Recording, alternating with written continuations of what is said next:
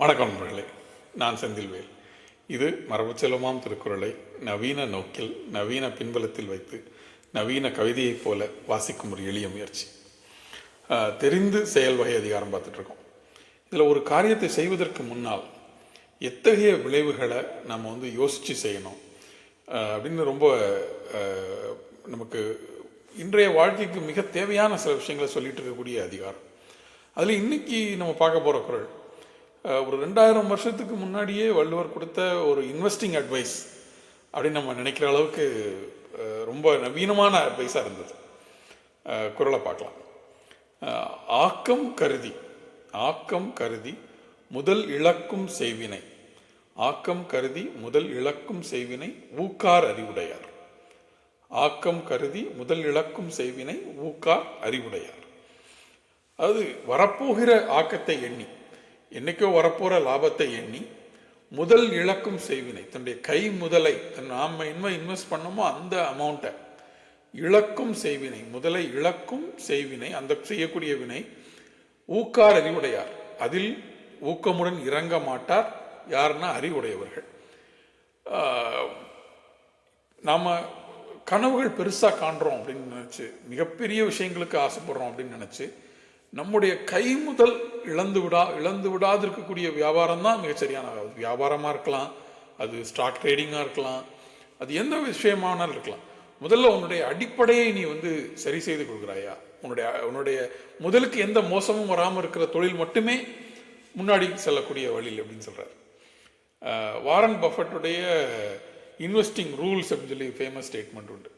Rule number 1 of investing, don't lose money அப்படின்னு. Rule number 2 is remember rule number 1 அப்படிம்பார். இந்த 2 வரிகள் மூலமாக அவர் சொல்லக்கூடிய வார்த்தை, எந்த காரணம் கொண்டும் முதலுக்கு பெரிய மோசம் வராது. அதுதான் என்ன சொல்கிறாங்க, இன்வெஸ்டிங்கில் ஒரு எசிமெட்ரிமாங்க. எசிமெட்ரி அப்படின்னா எந்த இன்வெஸ்ட்மெண்ட் உங்களுக்கு பலன் வந்தால் மிக அதிக பலனை தரும், ஆனால் நஷ்டம் வந்தால் அந்த அளவுக்கு நஷ்டத்தை தராது. அதுதான் மிகச்சரியான இன்வெஸ்ட்மெண்ட், அதுதான் மிகச்சரியான தொழில். எந்த தொழிலாவது எனக்கு பெரிய லாபம் நிறைய பேர் இடத்துல சொல்லுவாங்க ரிஸ்க் எடுத்தால் தானே லாபம் வரும் அப்படின்னு. ஆனால் உண்மையான ரிஸ்க்குங்கிறது இந்த எசிமெட்ரியை கண்டுபிடிக்கிறது மட்டும்தான். வந்தால் மிகப்பெரிய லாபம், வரவில்லை என்றால் பெரிய அந்த அளவுக்கு பெருசாக ஒன்றும் நஷ்டம் இல்லை. கை முதல் எடுத்துகிட்டு வெளியே வந்துடலாம், குறைந்த நஷ்டம்.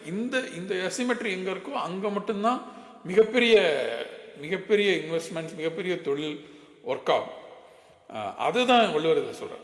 ஆக்கம் கருதி முதல் இழக்கும் செய்வினை ஊக்கார் அறிவுடையார்.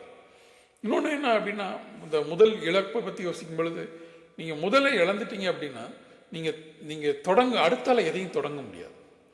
இன்னொரு பெரிய லெசன் இதில் நம்ம ஜென்ரலாக இன்வெஸ்டிங் பற்றி படிக்கிற படிப்புகள் எல்லாத்துலேயும் சொல்லுவாங்க, 3 வேரியபிள் இருக்குது உங்களுடைய இன்வெஸ்ட்மெண்ட் அப்படின்னு. ஒன்று நீங்கள் போடுற முதல், ரெண்டாவது நீங்கள் போடக்கூடிய நீங்கள் எவ்வளோ நாள் அதை விட்டுருக்கீங்களோ அந்த டைம், மூணாவது வேரியபிள் எவ்வளவு வட்டி வருதோ, அந்த எவ்வளவு மடங்கு அது பெருகுதோ அந்த விகிதம்.